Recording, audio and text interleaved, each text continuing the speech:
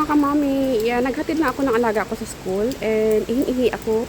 So tumakbo muna ako dito. And that's the toilet. And ito yung sports center ng Futan. And by the way, kaya ko so kinuha kasi ang ganda ng pagka-landscape. So taas yan. And garden yan dito. You see, you see? And may bubong dyan. At the same time, may kahoy. How amazing the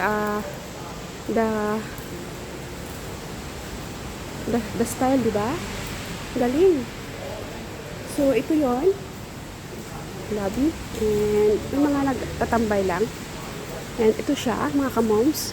So, may source of water din dyan. Hindi siya talaga totally na nakasarado. And look at this puno. Nauulan na lang siya. Ang nakahoy dyan. Ang galing lang. So, taran. Patay yung ilaw.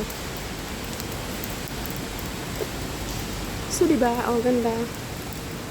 Oh, so that's the puno. Yan. So, nababasa siya ng ulan. And then, ay initan din siya. Ayan. So, may bougainvillea pa nga doon sa taas.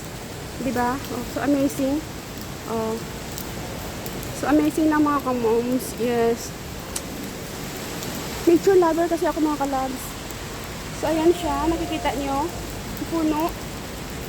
Nauulanan siya and naiinitan at the same time. And also at the same time, nasa loob lang siya ng building. So, ganito lang siya. Yan. So, sports complex siya mga kamoms ng Futan. Okay. So, ayoko nang umakyat doon kasi uwi na ako. And, Chikong Temple. Ganyan siya. Chikong Temple Sports Center. So, mag-iwiwi lang ako. So, uwi na ako. Charles.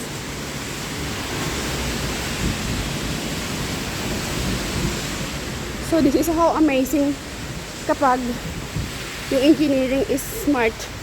Diba? So, nandyan lagi naglalaro yung alaga ko kapag may time kami. Yan, children's playground.